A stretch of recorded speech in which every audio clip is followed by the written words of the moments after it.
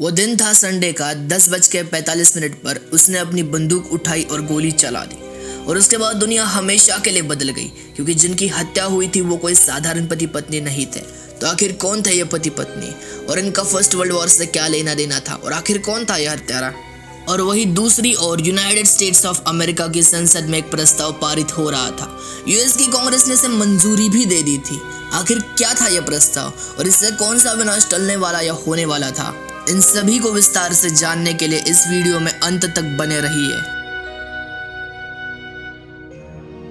वो साल था 1914 का, जब यूरोप में कई शक्तियों का उदय हो चुका था और एक ऐसा दौर था जब नेशनलिज्म यानी राष्ट्रवाद अपने चरम पर आ गया था। नेशनलिज्म ने बाल्कन स्टेट्स को भी अपनी चपेट में ले लिया था और हर कोई अपने स्वतंत्र देश की मांग कर रहा था। लेकिन ये साल बहुत विनाशकारी साबित हुआ। तो ऐसा क्या हुआ था इस साल?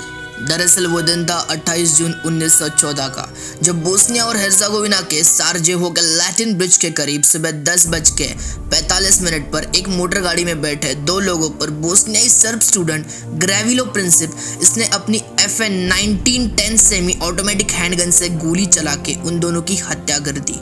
आखिर कौन थे ये दो लोग और इन्हें क्यों मारा गया और इस हत्या के पीछे किसका हाथ था? ऐसे कई सवाल आपके मन में उठ रहे होंगे, तो इसे भी विस्तार से जानते हैं। दरअसल ये दो लोग थे आर्कड्यूक फ्रांस फर्डिनांड और उनकी पत्नी सोफी डचेस ऑफ होहेनबर्ग। और आपको बता दें कि archduke Franz Ferdinand Austro Hungarian साम्राज्य के उत्तराधिकारी थे और अगले होने वाले राजा भी थे।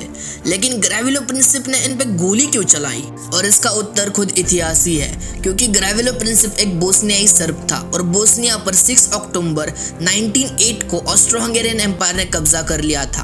और जैसा कि मैंने पहले ही बता दिया कि उस दौर में नेशनलिज्म अपने पीक पर था और हर कोई स्वतंत्र होना चाहता था, तो बोस्निया भी कैसे पीछे रहता। और आर्कड्यूक फ्रांस फर्डिनांड की हत्या के बाद ये रिवोल्ट सामने भी आई।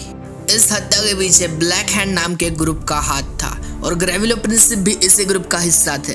और इस ग्रुप में गुप्त रूप से सर्बियाई राष्ट्रवादी गुटों का समर्थन हासिल कर लिया था और हत्या के पीछे सर्बिया का चेहरा साफ साफ नजर आ रहा था। जिस हत्या को ये लोग क्रांति समझ रहे थे, उस हत्या ने अब बहुत बड़ा विनाश खड़ा कर दिया था। इस हत्या के बाद जुलाई क्राइसिस ने जन्म लिया। और आपको बताते चले कि इस हत्या के बाद हाउस ऑफ हैब्सबर्ग, जो कि ऑस्ट्रियो हंगेरियन एम्पायर को रूल करता था, उसने सर्बिया को आत्मसमर्पण करने का आदेश दिया। लेकिन सर्बिया झुकने वाला थोड़ी था, क्योंकि वो प्रस्ताव बहुत ही ज्यादा खराब था। सर्बिया को अपनी संपूर्णतः जमीन ऑस्ट्रियो हंगेरियन एम्पायर को देनी पड़ रही थी और बिना लड़े आत्मसमर्पण करना सर्बिया के उसूलों के खिलाफ था। और सर्बिया झुकने वाला तो नहीं था, इसलिए सर्बिया ने रशिया से मदद मांगी, क्योंकि सर्बिया के सर्ब स्लेविक एथनिसिटी से बिलोंग करते थे और रशिया के रशियंस भी स्लेविक एथनिसिटी से बिलोंग करते थे। यानी रशिया और सर्बिया का खून का रिश्ता था। तो रशिया को अपने भाइयों के साथ खून का रिश्ता तो निभाना ही था, तो इसलिए रशिया इस लड़ाई में कूद गया। जब सर्बिया रशिया के साथ लड़ाई में आ चुका था, तो ऑस्ट्रो हंगेरियन एम्पायर भी कैसे पीछे रहता। तो इसके बाद ऑस्ट्रो हंगेरियन एम्पायर ने भी जर्मनी से मदद मांगी और जर्मनी भी इस लड़ाई में ऑस्ट्रो हंगेरियन एम्पायर के साथ आ गया। और साथ ही रशिया की मदद करने के लिए फ्रांस भी इस लड़ाई में आ गया। और इसके बाद ऑस्ट्रिया और जर्मनी ने सर्बिया पे वॉर डिक्लेयर कर दिया।